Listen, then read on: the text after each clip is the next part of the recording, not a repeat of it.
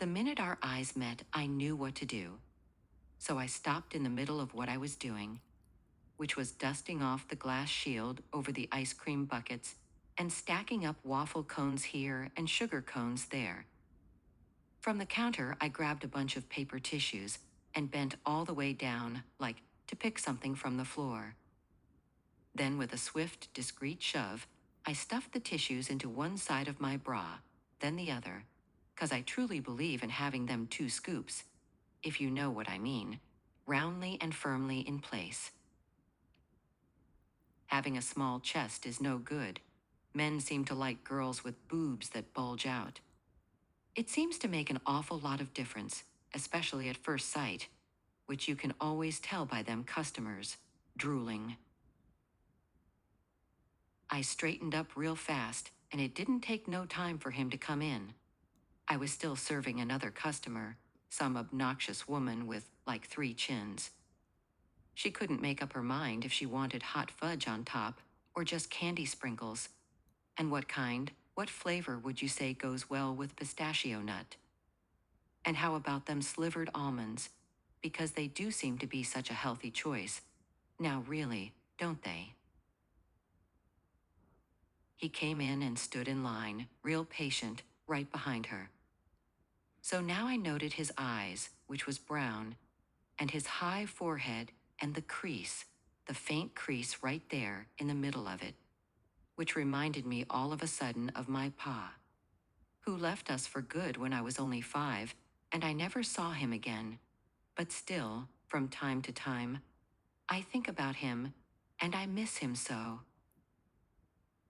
I could feel Lenny, whose name I didn't know yet, like staring at me. It made me hot all over. For a minute there, I could swear he was going to ask me how old I was, but he didn't. And so, to avoid blushing, I turned to him and I said boldly, "It's a crime?" And he said, "What?"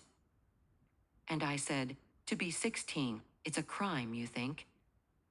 And he said, "Back in the days when I was young and handsome, that was no crime." And I countered with, "Handsome you still are."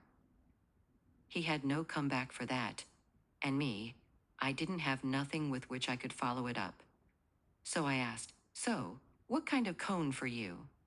But that woman cut in, 'cause I was still holding her 3 scoops tower of pistachio nut on a sugar cone. And she started to cry out and like demand some attention here because, hey, she was first in line, and how about whipped cream? Or some of that shredded coconut? So I smiled at her in my most cool and polite manner and squeezed out a big dollop of whipped cream, which was awesome, 'cause it calmed her down right away.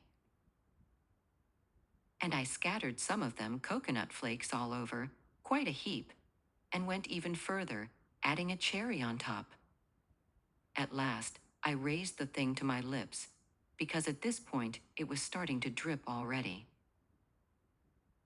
Then, winking at him, I passed my tongue over the top and all around the ice cream at the rim of the cone, filling my whole mouth and, just to look sexy, also licking the tips of my fingers. Then I came around the counter, swaying my hips real pretty and steadying myself over the wobbly high heels. I came right up to him, and before he could guess what kind of trouble I had cooked up in my head, I kissed him, so sweet and so long, on his lips, to the shouts and outcries of the offended customer.